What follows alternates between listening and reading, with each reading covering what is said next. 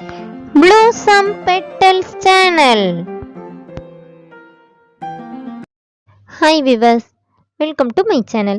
இன்னைக்கு நம்ம ஒரு சூப்பரான டிப்ஸ் தான் பார்க்க போகிறோம். என்னன்னு சொல்லி பார்த்தீங்கன்னா, சாப்பிட அடம்பிடிக்கிற குழந்தைய எப்படி சாப்பிட வைக்கிறது அப்படின்னு சொல்லிட்டு பார்க்கலாம். என்னன்னு சொல்லி பார்த்தீங்கன்னா, இப்போ இதை பற்றி நான் நிறைய வீடியோஸில் பேசியிருக்கேன். ஆனால் என்னென்னா இன்றைக்கி நம்ம கை மருந்து இந்த மாதிரி சாப்பிட அடம்பிடிக்கிற குழந்தைங்களுக்கு எந்த மாதிரியான கை மருந்தை நம்ம யூஸ் பண்ணலாம், அதை தான் இன்றைக்கி நம்ம பார்க்க போகிறோம்.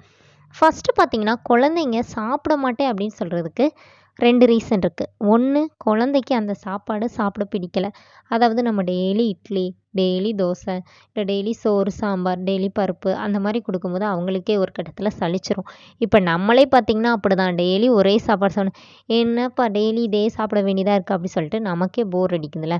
அதே மாதிரி தான் சின்ன குழந்தைங்களும் டெய்லி நீங்கள் ஆப்பிளை வச்சு கொடுத்தீங்க, கேரட்டே கொடுத்துட்ருக்கீங்க அப்படின்னா அவங்களுக்கே போர் அடிக்கும். அதே இது நீங்கள் ஒரு வாரம் கொடுத்த சாப்பாடை ஒரு வாரம் கொடுக்காம அடுத்த வாரம் வேறு மாதிரி எதனாச்சும் டிஷ் ட்ரை பண்ணி கொடுத்தீங்க, இல்லை 1 வயசு 2 வயசுக்கு மேலே உள்ள குழந்தைங்களுக்கு டெய்லி எதனாச்சும் புதுசாக செஞ்சு கொடுக்குறீங்க அப்படின்னா குழந்தைங்க ஆசை ஆசையாக சாப்பிடுவாங்க. இது ஒரு காரணம். இன்னொரு காரணம் என்னென்னா, உங்கள் குழந்தைக்கு பசி எடுக்கலை. பசி எடுத்தால் குழந்தைங்க ஆட்டோமேட்டிக்காகவே சாப்பிட ஆரம்பிப்பாங்க. அது இயற்கை. இப்போ நம்மளே அப்படி தான், பசி எடுத்தால் கண்டிப்பாக சாப்பிட்டு தான் ஆகும். அப்போ குழந்தைக்கு அந்த பசியை தூண்டணும். குழந்தைக்கு வயிற்றில் இருக்கிற அந்த கசடுகள் வெளியில் வந்துருச்சாலே, அதாவது குழந்தைங்க ஃப்ரீயாக மோஷன் போயிட்டாங்க, இல்லை குழந்தைங்க வயிறு ரொம்ப ஃப்ரீயாக இருக்கனாலே அவங்களுக்கு பசி எடுக்க ஆரம்பிக்கும், குழந்தைங்க சாப்பிட ஆரம்பிப்பாங்க. அந்த மாதிரி பசி ஏன் குழந்தைங்களுக்கு எடுக்காமல் இருக்குது அப்படிங்கிறதுக்கு நம்ம முன்னோர்கள் நிறைய பேர் வச்சுருக்காங்க. ஒவ்வொரு இடத்துலையும் அதை ஒவ்வொரு மாதிரியாக சொல்லுவாங்க. இப்போ நாங்கள் என்ன சொல்லுவோம்னு சொல்லி பார்த்தீங்கன்னா, மாந்தம் அப்படின்னு சொல்லுவோம். மாந்தம்னா என்னென்னா, குழந்தைங்களுக்கு பசியே இருக்காது, அப்படி வயிறு அப்படி மந்தமாக இருக்குது அப்படி சொல்லிட்டு சொல்லுவாங்க பார்த்தீங்களா, அதுதான். இது என்னன்னு சொல்லி பார்த்தீங்கன்னா, குழந்தைங்களோட வயிறு ரொம்ப பெருசாக இருந்த மாதிரி இருக்கும். இந்த மாதிரி மாந்தம் இருந்துச்சுன்னா அவங்க எதுவுமே சாப்பிட்றதுக்கு விருப்பம் காட்டவே மாட்டாங்க, ரொம்ப நோஞ்சா மாதிரி போய்கிட்டே இருப்பாங்க. இந்த மாதிரினா முன்னாடிலாம் நம்ம வீட்டில் எதுனாச்சும் தாத்தா பாட்டி நம்ம அம்மா இறந்துருந்தாங்கன்னா குழந்தைங்க மோஷன் போகிறத வச்சு, குழந்தைங்க வாமிட் பண்ணுறதுல இருக்கிற அந்த புளிச்ச வாடையை வச்சே கண்டுபிடிச்சிருவாங்க குழந்தைக்கு மாந்தம் இருக்குது. அதே மாதிரி பால் குடிக்கிற குழந்தையா இருந்தால் குழந்தையோட நாக்கில் ரொம்ப வெள்ளையாக பட்டையாக இருக்குது அப்படின்னா குழந்தைக்கு மாந்தம் இருக்குது. குழந்தை நாக்கை தொடர்ந்து சவிச்சிக்கிட்டே இருப்பாங்க, ஒரு மாதிரி சொலச்சி அந்த மாதிரி சவிச்சிக்கிட்டே இருக்காங்க அப்படின்னா குழந்தைக்கு மாந்தம் இருக்குது அப்படின்னு சொல்லுவாங்க. அதுக்கு நிறைய மருந்துகளும் அவங்க கைவசம் வச்சுருந்தாங்க. ஆனால் இப்போ நமக்கு அதை பற்றி எந்த ஐடியாவுமே இல்லாமல் போயிருச்சு. ஏற்கனவே மாந்தத்துக்கு என்னென்ன கொடுக்கணும், 6 மாதம் குழந்தைக்கு நீங்கள் என்ன கொடுக்கலாம், அதுக்கு முன்னாடி உள்ள குழந்தைக்கு என்ன கொடுக்கலாம் அப்படி சொல்லிட்டு ஒரு மருந்தெல்லாம் ரெடி பண்ணி அந்த வீடியோ போட்டிருக்கேன். அதோட லிங்கை உங்களுக்கு கீழே டிஸ்கிரிப்ஷனில் தரேன், அதையும் மறக்காமல் போய் பாருங்கள். இப்போ இதில் நம்ம என்ன ரெமிடிஸ் பார்க்க போகிறோம் அப்படின்னு சொல்லி பார்த்திங்கன்னா, இந்த மாந்தம் போகிறதுக்கு பெஸ்ட்டு மருந்து அப்படி என்னன்னு சொல்லி பார்த்திங்கன்னா, வேப்பங்கொழுந்து இருக்குல்ல, வேப்பங்கொழுந்து, மஞ்சள் துண்டு, நம்ம குழம்பு மஞ்சள் கிடையாது, இன்னொரு மஞ்சள் உண்டுல உரசி போடுவாங்க தெரியுமா, அந்த மஞ்சள் வேணும். அந்த மஞ்சள் எடுத்துக்கோங்க, கொஞ்சமாக ஓமம் சேர்த்துக்கோங்க.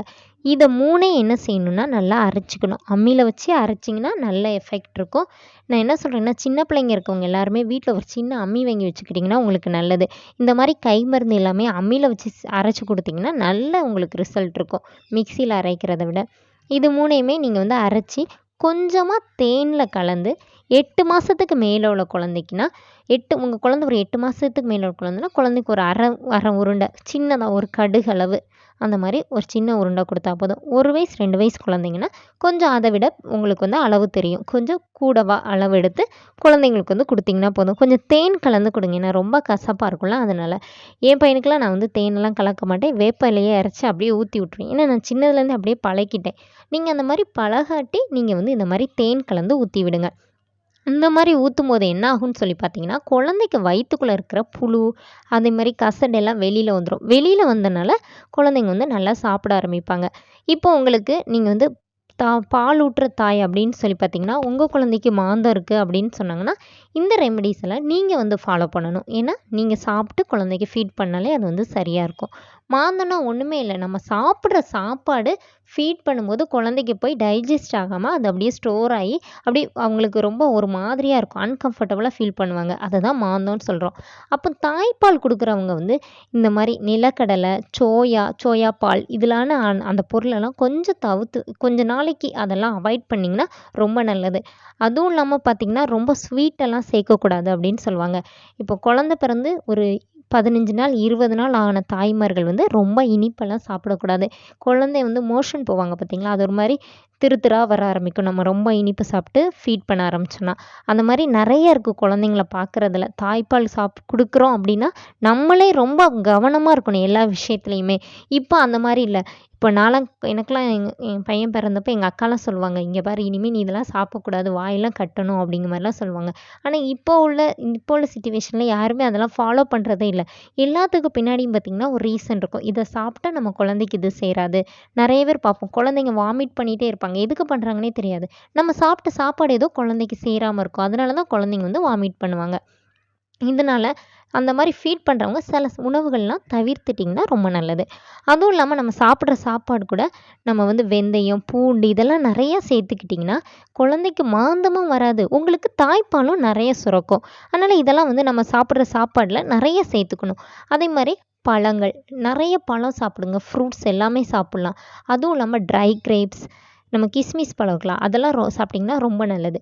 அதுக்கப்புறம் பார்த்திங்கன்னா இந்த மாந்தத்தை தடுக்கிற முக்கியமான ஒரு பொருள் என்ன அப்படின்னு சொல்லி பார்த்திங்கன்னா வசம்பு. குழந்தைக்கு பார்த்திங்கன்னா வசம்பு வந்து கையில் கெட்டி விட்டுருப்பாங்க. ஒரு 15 நாள் 20 நாள் ஆன குழந்தைக்கெலாம் கையில் வந்து வசம்பு மாட்டி விடுவாங்க.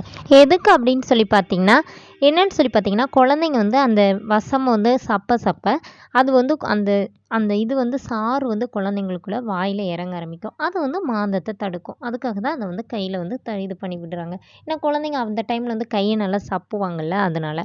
அதுக்கப்புறமா பார்த்திங்கன்னா நம்ம முன்னோர்கள் வந்து நிறைய மெடிசின்ஸ் சொல்லியிருக்காங்க. என்னன்னு சொல்லி பார்த்திங்கன்னா பஞ்ச தீபாக்கினி சூரணம் அப்படின்னு சொல்லிட்டு ஒன்று இருக்குது.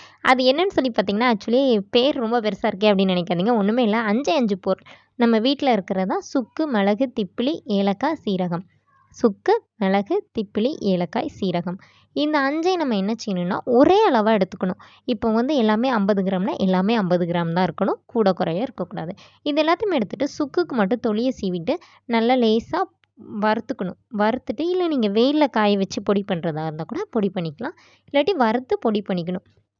பொடி பண்ணிவிட்டு என்ன பண்ணுன்னா டெய்லி காலையில் உங்கள் குழந்தை சாப்பிடாத குழந்தைன்னா ஒரு 1/2 ஸ்பூன் எடுத்து கொஞ்சமாக தேன் கலந்து குழந்தைங்கள நாக்கில் தடவி விட்டிங்கன்னா போதும். உங்கள் குழந்தை சாப்பாடு பார்த்திங்கன்னா டக்குன்னு சாப்பிடுவாங்க. அந்த மாதிரி ஒரு இதுதான் இது. ஆக்சுவலி சுக்கு, மிளகு, திப்பிலி, ஏலக்காய், சீரகம் இந்த 5மே மெடிசின். இதோட பேர் தான் பஞ்ச தீபாக்கினி சூரணம் அப்படின்னு சொல்லிட்டு சொல்லுவாங்க. இதை வந்து நீங்கள் உங்கள் குழந்தைக்கு ட்ரை பண்ணலாம். இன்னொன்று பார்த்திங்கன்னா இன்னும் அதை விட ரொம்ப ரொம்ப ஈஸியான மெத்தட் என்னன்னு சொல்லி பார்த்துட்டிங்கன்னா கருஞ்சீரகம் இருக்குல்ல, அந்த கருஞ்சீரகத்தை வாங்கி காலையிலேயே ஒரு 2 கப் தண்ணி ஊற்றி 1 ஸ்பூன் ஜீரகம் போட்டு நல்லா வற்ற விடுங்க. வற்ற விட்டிங்கன்னா ஒரு 1/2 ஸ்பூன் ஒரு 1/2 கப்புக்கு அந்த மாதிரி வற்ற வந்தோடனே குழந்தைக்கு அதில் ஒரு 2 சங்கு ஊற்றிட்டிங்கன்னா போதும். 1 வயசுக்கு மேலே உள்ள குழந்தைக்கு இதை ட்ரை பண்ணுங்கள். ஒரு 2 சங்கு ஊற்றுனீங்கன்னா உங்கள் குழந்தை என்ன செய்யணும்னா அடுத்து ஒரு 5-6 நாள் கழித்து பார்த்திங்கன்னா நல்லா சாப்பிடுவாங்க. அதே மாதிரி 6 மாத குழந்தைக்கெலாம் சத்து மாவு அரைக்கிறீங்க அப்படின்னா நீங்கள் அது கூட நம்ம எல்லாமே சேர்ப்போம்ல, கேழ்வரகு அதெல்லாமே சேர்ப்பீங்களா, அது கூட கொஞ்சமாக ஓமம் சேர்த்துக்கணும். ஒரு 2 ஸ்பூன் ஓமமும் சேர்த்து வறுத்து பொடி பண்ணி வச்சுக்கிட்டிங்கன்னா குழந்தைக்கு அது வந்து பசியை தூண்டும். இந்த மாதிரி நிறைய முறைகள் இருக்குது. இதில் இப்போ நான் சொன்னதெல்லாம் நீங்கள் வந்து ஃபாலோ பண்ணிங்கனாலே குழந்தைங்களோட மாந்தமும் சரியாகும், உங்கள் குழந்தைக்கு பசியும் தூண்டும். பசிச்சா குழந்தைங்க ஆட்டோமேட்டிக்காக சாப்பிட ஆரம்பிச்சிருவாங்க. சாப்பிட ஆரம்பித்தாலே நம்ம குழந்தைங்களுக்கு தேவையான எல்லா சத்தும் குழந்தைங்களுக்கு போய் சேர்ந்துடும். குழந்தைங்க வந்து நோஞ்சாங்குழந்தையாக இருக்க வாய்ப்பே இல்லை. இந்த மாதிரி டிப்ஸை நீங்களும் ஃபாலோ பண்ணுங்கள். அடுத்த வீடியோவில் குழந்தைக்கு எடை கூட என்னெல்லாம் நம்ம கொடுக்கலாம் அப்படிங்கிறத இன்னொரு வீடியோவில் பார்க்கலாம். இன்னும் எங்கள் சேனலை சப்ஸ்கிரைப் பண்ணாதவங்க மறக்காமல் சப்ஸ்கிரைப் பண்ணுங்கள். கண்டிப்பாக உங்களோட ஃபீட்பேக்கை என் கூட கமெண்ட்டில் ஷேர் பண்ணிக்கோங்க. தேங்க்யூ.